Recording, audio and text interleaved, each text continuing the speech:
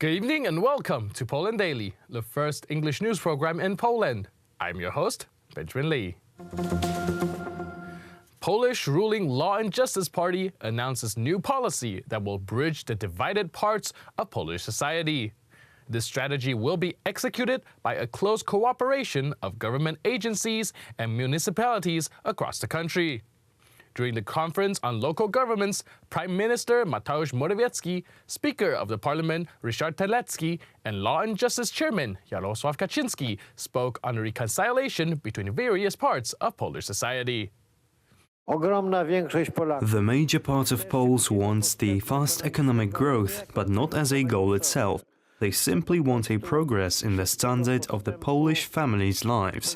They want Poles' lives to be better, to be more affluent. They want all this, what the West has, so the high standard of life, they want it to come very fast to our country. A to, co dobre, to przede wszystkim i wysoki poziom życia szybko przychodziło także do naszego kraju. Potrzebna jest praca ze społeczeństwem. The work with the society is needed. We have to explain to the society what we mean. We have to explain them the decisions that they don't understand, the decisions that are difficult, because sometimes we have to make these kind of decisions as well. We can make those decisions because our society is rational. The studies show that our society thinks rationally, and it is united when it comes to a lot of things. The division that some people create is created intentionally and artificially. We are in a period of the centenary of Poland regaining its independence, fight for the independence. I want to emphasize that our actions, to a large degree, so the central communication port, new infrastructure, these actions are winning heritage destroyed during the partitions. It shows the aspirational character of our actions, actions of the entire public administration. I believe that all of this will happen with a close cooperation of the government with the local governments. The main opposition party, Civic Platform, gathered in Warsaw with political allies in the name of women's rights. According to political analysis, Civic Platform is tilting left in search of votes, and the meeting was designed to be a turning point before this year's two national elections, one in May to the European Parliament and in fall to the Sejm, which is the Polish National Assembly. The convention started with the Polish anthem and a minute of silence to honor the dead mayor of Gdańsk, Paweł Adamowicz. Although the mourning is still ongoing, politicians from the opposition party refuse to let loose on the political fight and the electoral calendar. As my daughter said, they killed Paweł Adamowicz. They killed the great orchestra for Christmas charity. Will we, the Polish people, have anything we can do together? This death cannot be an ending. It should be the beginning of us building the new sense of togetherness from scratch. The speech carried out by the leader of the Civic Platform party, however, wasn't only dominated by conciliatory coverage. According to the leader of the Inicjatywa Polska, the date of today's convention is not accidental, because 100 years ago Polish women gained the right to vote for the first time. Inequality is something that women face every day, whether at school, at work, at any level of the career. How can we feel safe when the country is not on the side of the victim, allowing for a provision claiming that the first instance of domestic abuse is not classified as abuse? Free of charge access to in vitro, morning after pill available without prescription. These are, among others, the postulates discussed today. The former Prime Minister, Ewa Kopacz, reminded about the black marches, which she compared with the suffragettes who fought for the women's right to vote. All that is left for us to say is to tell those who are trying to take away your free choice, you are laughable and stale, you reek like mopples. Learn to live in a society where men and women are equal. The Civic Platform Party convention was supposed to be a summary of the series of consultations which the party leads under the slogan "The Matter of Polish Women," but mainly it was supposed to be the introduction to the election campaign before the May European Parliament elections and Polish Parliament elections in the fall. Today is the second last day of the World Youth Day in Panama, during which Pope Francis addressed directly to the young faithful from every continent. On Friday, one of the important events of the World Youth Day, the ceremonial Way of the Cross, took place. Its main message this year was to address the problem of stigmatization of immigrants. The Pope put emphasis of this year's event on the migrant crisis across the world, advocating for acceptance and against the stigmatization of the migrants. The pontiff called on the faithful to help migrants so far as to call those in opposition to the proposition as crazy during his trip to Panama. The Pope made migration a key theme of his trip to Panama this year in front of thousands of youths on the waterfront of the country's capital. The search for the 2.5-year-old Julian in Spain have come to a tragic end. Unfortunately, authorities have confirmed earlier today that the rescue team uncovered the boy's body, having already passed away.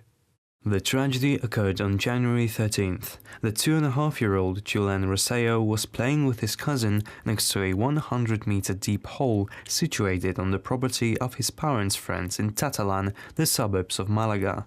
The owners of the property created the borehole in order to find water. Unfortunately, the hole was not properly marked nor secured. Over 300 rescue workers were engaged in the operation as they dug a parallel tunnel that would help rescue the boy from under the ground. They managed to do so after 12 days. Unfortunately, today, at 1:25 a.m. local time, the rescue workers found the boy, who was no longer alive. This was not the only recent tragedy in the Roseo household. In 2017, 3-year-old Oliver, Julian's older brother, suddenly fainted during a family walk by the sea. Despite CPR being administered to him right away, Oliver passed away. It was later revealed that the boy suffered from an undetected heart condition. That's it for today. See you next time on Poland Daily. But stay tuned for the Poland Daily business section with our very own Alexander Wojcicki and his special guests.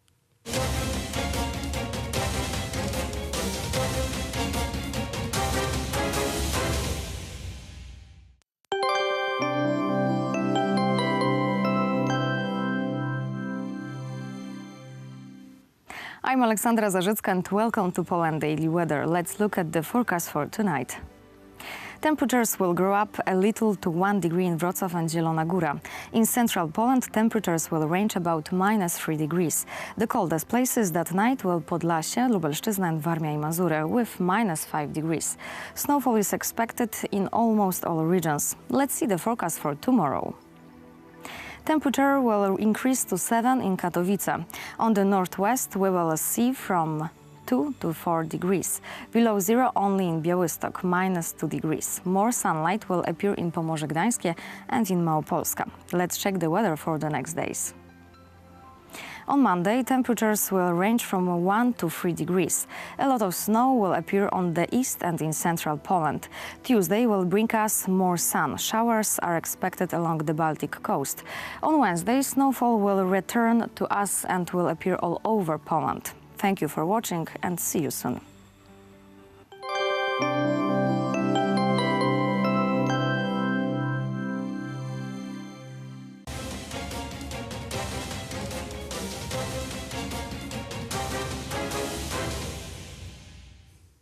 Poland Daily Business Edition. Tonight our guest is Michał Kubicki of Association Against Unfair Banking Practices, or in Polish Stop Bankowemu Bezprawiu. Sir, welcome to the show. Thank you for having me. Well, we will speak about the issue that is beneath of the major process in Poland, but still unresolved. The banking loans or mortgages that were denominated in foreign currencies. This started about 15 years ago, and you are the person who applied and was or got such a mortgage. Why did you apply for this, first of all? Basically, most of the people that have loans denominated against the Swiss franc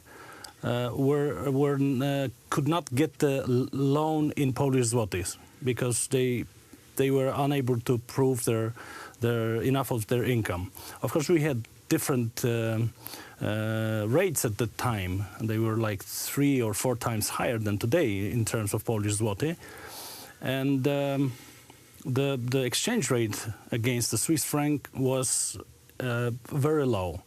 So the banks, and in majority foreign banks, offered the clients the loans denominated against the Swiss franc. and the installments were much lower than installments in Polish zloty. So obviously, looks like a good deal. It was a very good deal for most of the people. The people, or majority of the people who got those loans, were people of free professions. So lawyers, artists, media people. So and of course entrepreneurs. So these were the people that at that time and today were the most creative part of the society.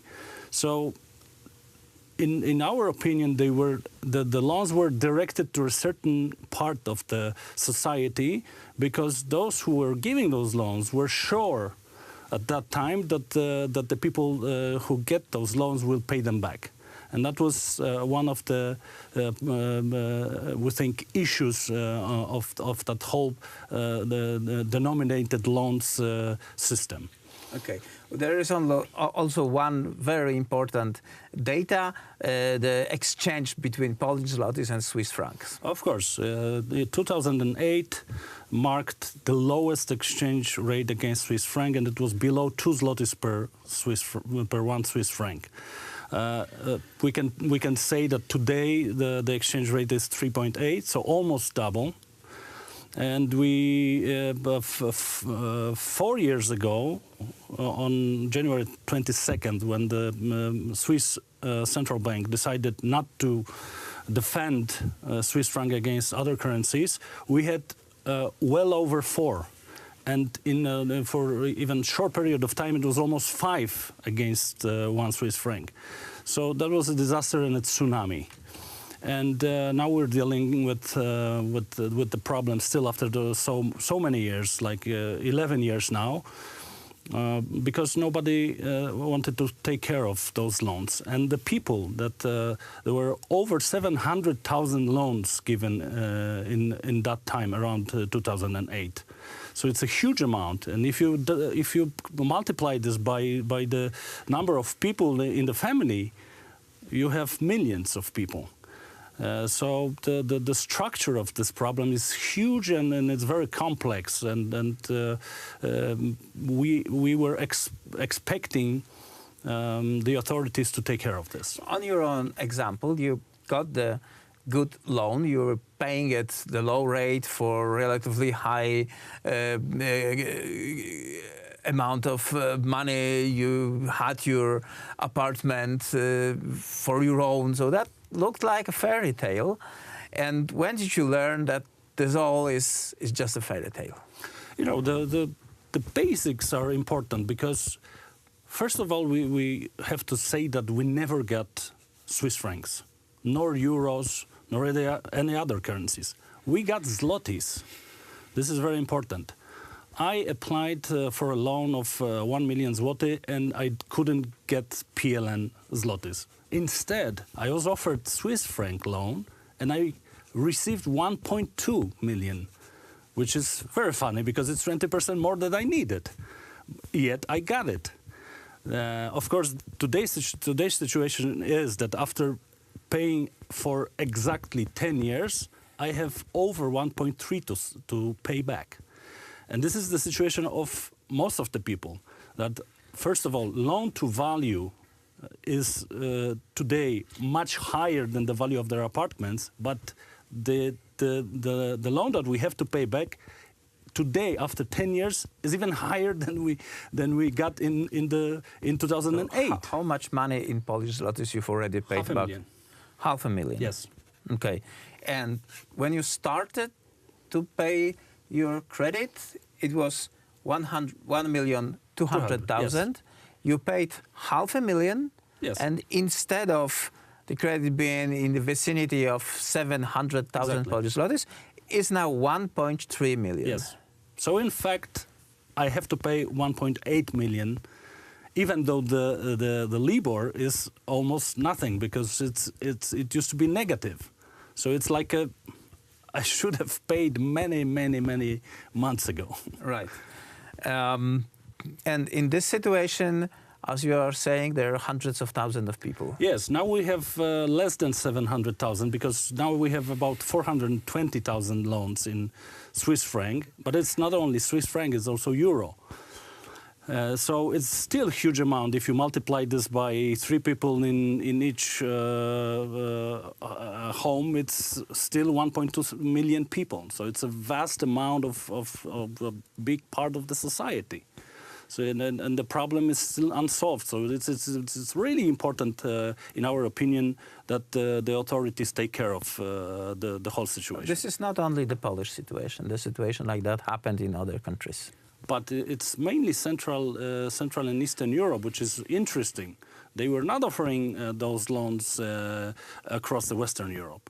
So they were precisely directed to the Central and Eastern Europeans. So Hungary had to struggle with this, Croatia, Romania, Bulgaria. Some of those countries did certain changes in the law. And they, like in Hungary, they forced banks to convert the loans to a local currency. But in Poland, it didn't happen. We'll speak more about how Poland's authority reacted to this issue in the next conversation that will be aired tomorrow, sir. Thank you very much for this conversation. And that was it for tonight's Poland Daily Business.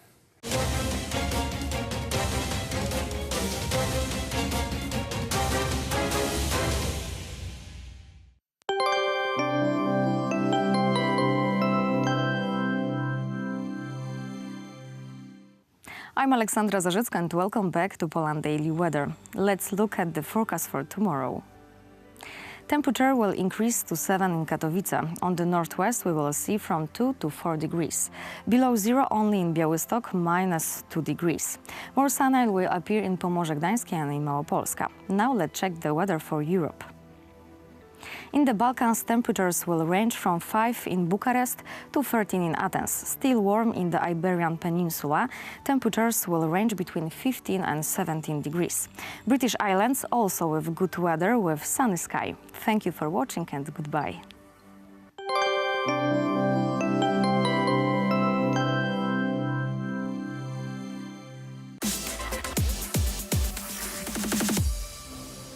Welcome to Poland Daily Culture. In today's episode, we will discover the most fascinating stories about the interwar period in Poland. Stay with us. Everyday life during the Warsaw Uprising was sometimes grey and sad, but even though you could see dust, hatred, and death behind the windows, people had something in common that many of us do not know about today. Mutual bond, kindness, cooperation and care, life and concern for each other. The beginnings did not foretell a catastrophe.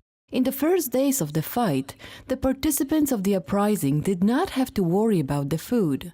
People associated with the underground before the W hour began to scrupulously collect food. With a lot of help from suburban manor houses and various private people, they stored bags of coffee, tea, sugar, potatoes, cabbage, melted fat, and other equally basic and necessary articles.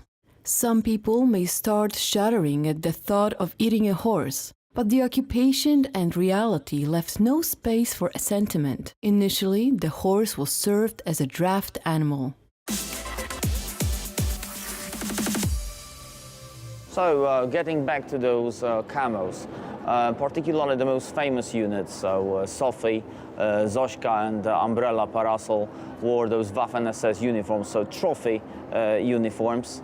And it was, as mentioned before, it was hard to distinguish between Poles and Germans. They turned out to be extremely useful because Germans probably had the best camos during World War II. So in particular, when the insurgents were fighting against completely burnt out buildings, you couldn't see them because there were lots of black, brown and reddish patches, so that's why it was called Herbstmodel, so which translates into English as autumn model. Unfortunately, insurgents, after where they were taking prisoners, well, at least those who were lucky enough to survive to become prisoners at the end of the uprising, they had to take them off, and this these uniforms were impounded as the property of Wehrmacht. So Eigentum der Wehrmacht, and you have to take it off. That was the procedure. Well, but there were some people, well, we might call quite eccentric in what they were wearing on the front line. So people wore, for example, firefighting helmets. They don't look like the ones that are worn today by the firefighting units. So it looked a little bit funny, to say the least. Yes, but most of the people went to battle in just their casual clothes, simply wearing the armband, because there were no factories where the uniforms could be manufactured for 45,000 people. So obviously the armbands were the uniform. At the beginning they were worn on the right sleeve, subsequently on the left sleeve, with WP, which is important, on the armband, which didn't stand for Home Army, because Home Army was a secret army, yes, and they wanted to be officially recognized by the enemy as soldiers, which didn't happen until 2 months later, because Germans started taking the first prisoners after 6-7 weeks. So that was, practically speaking, a uniform. But it was also worth stressing. People went to battle well dressed, because it was a part of national pride and national identity, to feel good in their clothes, to look good. Yes, so people didn't usually wear shabby clothes to battle. They tried to look elegant. And was there anything that was forbidden to wear in those times? Well, that's a very good question. Thanks for that. That's related to the scarves, is because the scarves were an extra, gave extra identification to the units. So there were different units wearing scarves of different colors.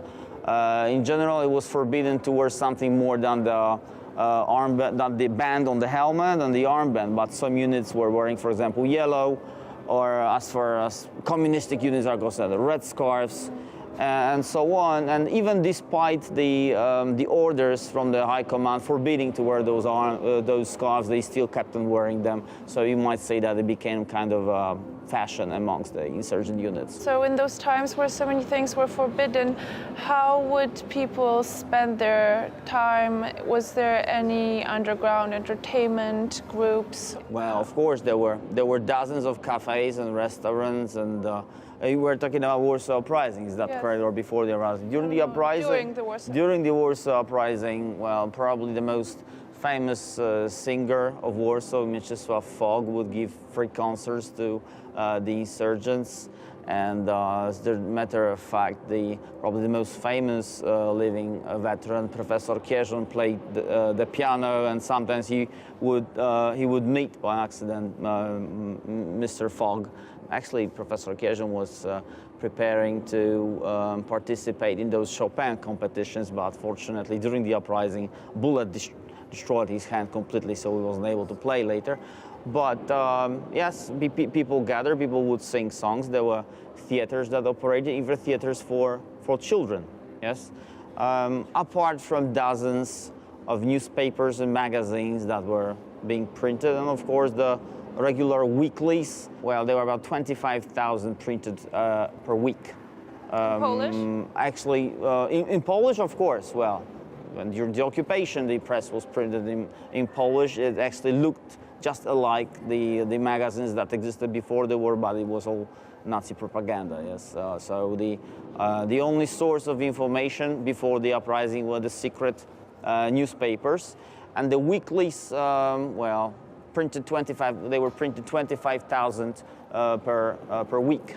During the uprising, up to 20,000 newspapers daily. There was one daily which was printing that amount. Do you know the name of it? Well, of course, we are talking about Biuletyn Informacyjny, right? Yes. The most famous and the main newspaper of the underground, so practically the newspaper of the Home Army. Thank you very much. Thanks a lot. Pleasure to meet you. You too. Thank you for joining us today on Poland Daily Culture, and see you tomorrow.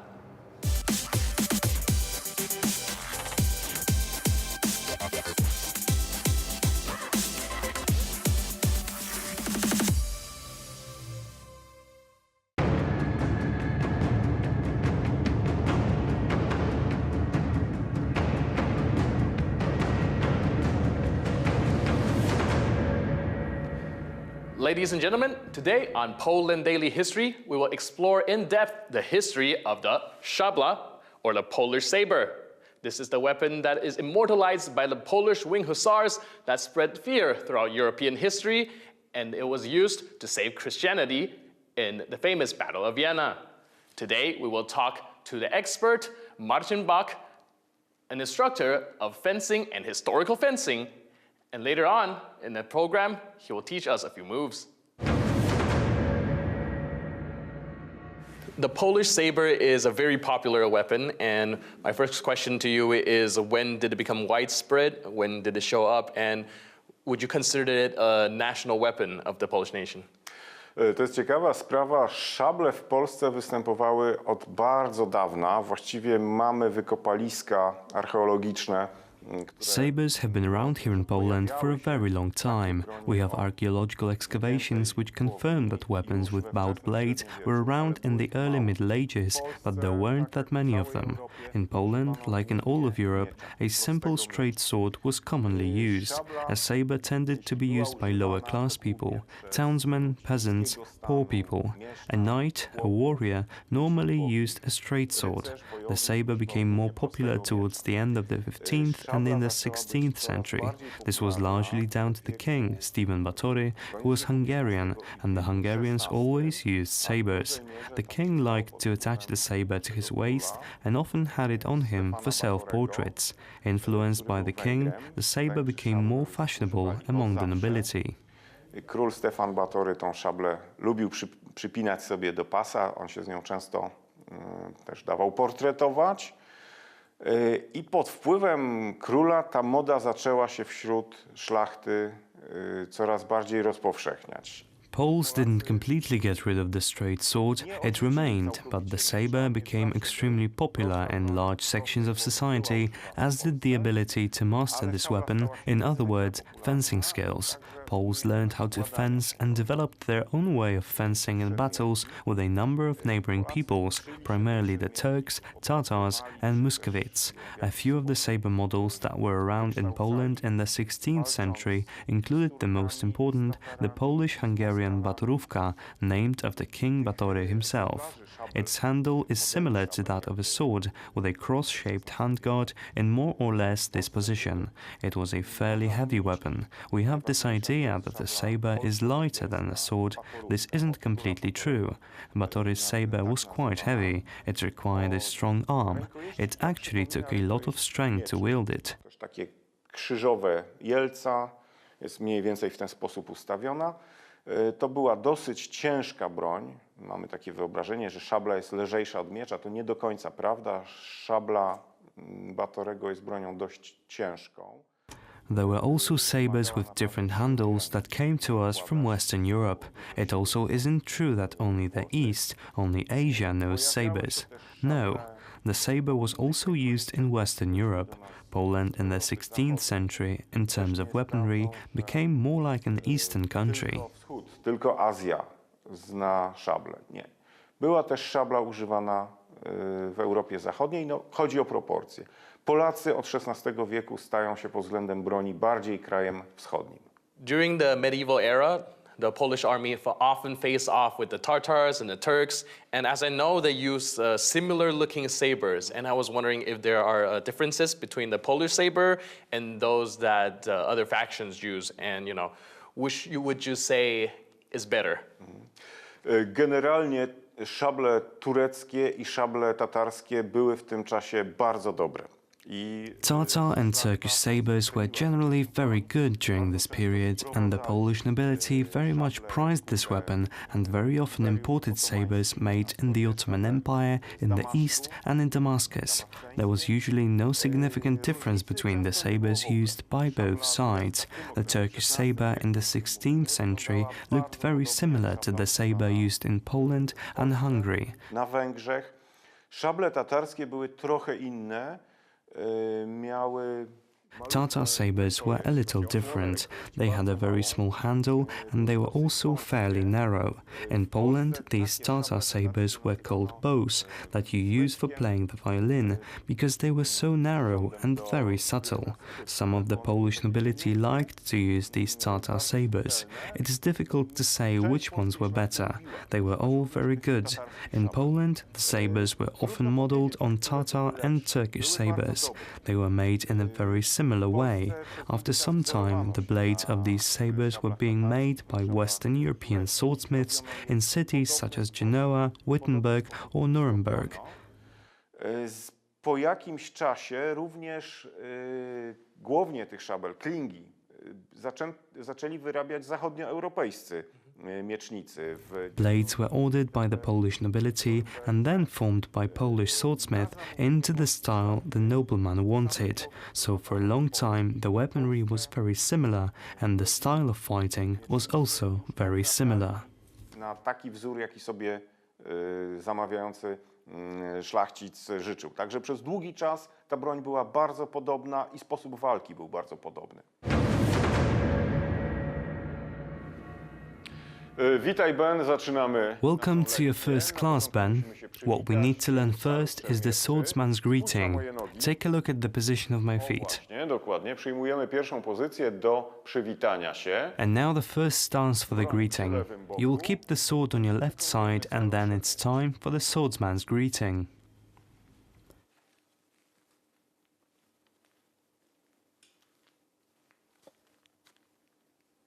Bardzo ładnie. Nicely done. And now we will try out the first position, which will allow us to go to battle. I will come over to you to show you. Turn around this way a little. Prawą nogę. Place your right foot slightly in front of you and the left in the back. Try to position your feet in such a way that your feet form a shape looking like the letter L. Bliżej, bliżej, tu. O tak. There you go. Now place 50% of your weight on your front foot and the remaining 50% on the other foot. Your left hand goes on your back. Keep it relaxed and loose. I usually keep it like this, but you can also form it into a fist. Both ways work as long as you don't tense up. Ramiona rozluźnione. Keep your shoulders loose, stay calm and look straight forwards. Keep your weapon directly in front of you, maybe even slightly closer to you and with a loose grip. Just make sure that it's not loose enough for you to drop it. We hold it like this and, as I said, don't tense up. This actually goes for all martial combat sports, whether it's boxing, wrestling, judo or fencing. We only use the muscles we have to for a specific movement. Wykonać jakieś cięcie, które odpowiadają za ruch. Teraz popatrz. Now, observe how I move my feet. The first type of step needed in fencing looks like this. The aim is for return to the same position after every step. Popatrz, jak chodzimy normalnie. When you walk normally, say, going to buy some groceries, you walk like this, slightly dragging your feet behind you. That's how we walk normally, but it's not efficient to walk like this when it comes to fencing, because say that there is an obstacle laying around, and we don't see it. Then it's easy for us to trip over, and if this happens in a duel, you are finished. This is why the style we use while fencing is slightly different. Walking this way, hop, hop, hop, tak, tutaj. I would quickly feel if some obstacle is in the way, and I won't trip over my own feet. After every step, the distance between my 2 feet stays the same. Odległość jest ta sama. Czyli nie robię czegoś takiego. So I don't do something like this and risk falling over, or something like this. Hop. These are big no-nos. We move like this. Tak. Hop, hop, hop, hop. Spróbuj. Give it a try. Pozycja. OK. I do przodu. Krok. I do tyłu. OK. Staraj się, żeby... Make sure that the distance between your feet stays the same. Się robisz wtedy... If your feet are too close to each other, you lose stability. Your legs need to be wide apart and bent. I ugięte. Niziutko ugięte. OK. I drugi krok. Okay, and now the second step, the repositioning step, which we initiate with our back foot. Hop, hop, hop, hop. Tak? We start with the back foot, or if we are backing up, we start with our front foot. Zaczynamy od tej z przodu. Hop, hop. No, spróbuj. Hop, hop, okay. Hop, hop. And we always try to keep our head moving in a straight line. And there we go, your first lesson is behind us. Today we have explored the history and the usage of the Polish szabla that is iconic to Poland history and have been with Poland throughout years of war. And that's it for today. I'll see you next time on Poland Daily.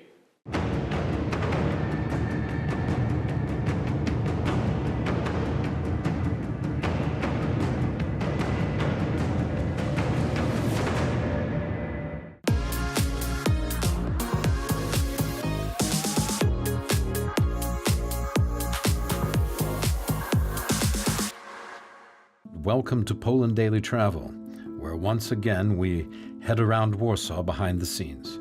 We'll be traversing the hidden byways of today to remember the events of yesterday. In the next few episodes, we'll go deep into history to discover moments of past terror and present redemption as we look at some of Warsaw's most harrowing moments. Memories of the Warsaw Ghetto of World War II, when the Nazi occupation made killing zones out of once thriving neighborhoods. For more so than any other city in Europe, Warsaw has seen and felt the 20th century's events at their worst and at their best. From the depths of World War II to the heights of the Solidarity movement, Warsaw has witnessed hideous destruction and glorious rebirth. One might say, in fact, there's no other city like it in the world, and in that sense, this metropolis remains the most human of places, given to fits and starts of soul-crushing violence in its past, along with moments of sheer exuberance as it stretches its vital limbs into the future, into the 21st century. So Wojtek, what do we have here? What's the significance of what we're seeing written behind us on the wall here? Well, we do see a long list of names. Mm-hmm. Some of these names, they look like completely Polish, yes, or even Roman, like Victor, quite German, like Wilhelm, very Polish, like German. Yeah, very Polish, like Włodzimierz. Okay. But some of these names are foreign to us, yes. Like Tanhum, like Tauba, Tema, Tysa. These names do not appear in Poland anymore. Right. They are gone together with all those people to whom they were belong. Old Jewish names. They are. Is that true? What you're saying? Traditional Jewish names. Traditional Hebrew names. Yeah. Okay. Hebrew or Jewish. Yiddish, whatever. Yiddish also. We forget. Yeah. Just not Christian names anymore. Right. Well, they might be from the Bible. Very many of them are from the Bible, but still, right. It's depicting this society that was as diverse as their first names are, right, and as foreign to some as these names sound foreign to today's Polish people. Mm-hmm. But you have also remember they have consisted 1/3 of all Warsaw people, so it's a pretty big percentage, isn't it? And we truly miss them, you know, missing those names in everyday life. Yeah.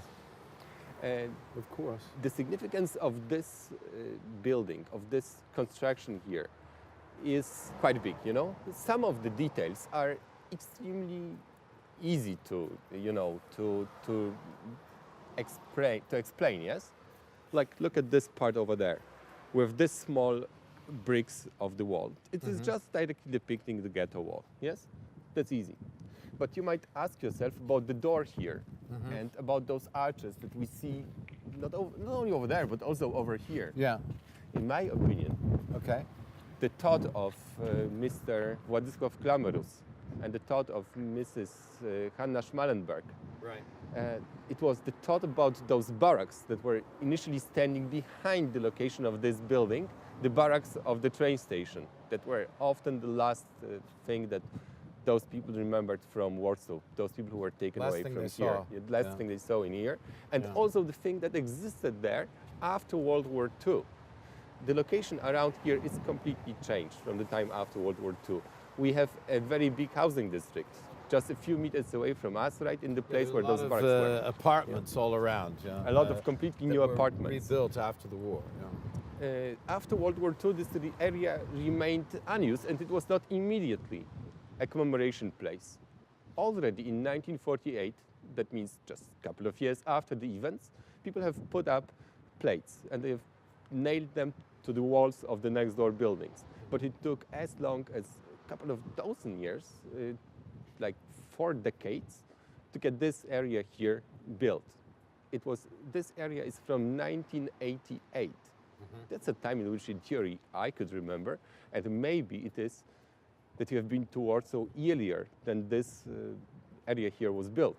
Yes, so 1988, that's pretty late, isn't it? Until 1960s, people had a great difficulty talking about these issues. Then people were working on this country, and it was still not very far away from World War II. And in 1980s, people felt like it's time to get this really commemorated. In the meantime, there was even a petrol station just next door to here. There was a petrol station here. Well, the place was not very, it wasn't built up with anything. It was not like a house here. It was just a piece of grass in World War II, and the wall was just where right-hand side of mine, like a couple of meters behind the building of today. You can see it on old pictures, yes?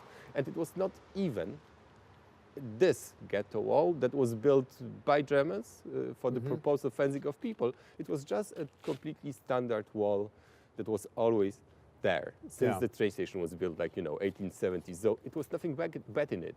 So for many years, the wall on the right-hand side of me remained untouched, and it was not even, looked at. And the wall on the left-hand side of mine, that would be the southern side of the street, was torn down immediately within World War II. We have pictures from 1945, from probably March or, let's say, spring, that do show this ghetto wall already being torn down by Warsaw local people, just because they don't like walls. Yes, and just because this. Or maybe they were using the materials to build. Of course, they were using materials. Every brick was precious in that time. Every brick they could especially use. bricks and that you could use. So this hideous remembrance, this wall was then used and recycled in dwellings and I other hope things. the bricks were used for a better purpose, like getting a normal wall and not a wall that fences off people. To provide a dwelling. What does this mean here? It says right here, along this path of suffering and death, over 300,000 Jews were driven in 1942 to 43 from the Warsaw Ghetto to the gas chambers of the Nazi extermination camps. Well, that means a little bit more than Treblinka. This is a little bit more exact. This means that although people were taken away from here, from this area, after the fall of the Jewish uprising in 1943. So the that Jewish means uprising in May of started and failed in May of 1943. Well, it really started in April. In April, late April, by the 19th of April. That's completely by accident a Jewish festival and the birthday of Adolf Hitler a day after. Who knows? His birthday was the 20th. The 20th, yes. Right. So maybe they wanted to make a present for the guy, clearing this ghetto area. And then by the 8th and by the 9th of May, 1943, we know that people were taken away from here to other places. And these other places are, for instance, Lublin Majdanek place, or even to Auschwitz, and maybe also to Treblinka. But here I'm not absolutely sure. Treblinka existed until fall of 1943. So it is likely they've been brought to Treblinka a second time from here. So that's why we talked of many camps in here, yes, not only one. And we say over 300,000 Jewish people because we do not know the exact number. We don't know the amount. And the very exact number is also not very important It's about the scale of the It's problem. a lot of people. Yeah. Yeah. The scale of the murder. And most of them in 1942, in July, end of July, August, and September of this year. So we need to go on and see a couple of more things. So stick with us. This is history today and stories that you'll find interesting and possibly essential. Stay with us. Poland Daily Travel.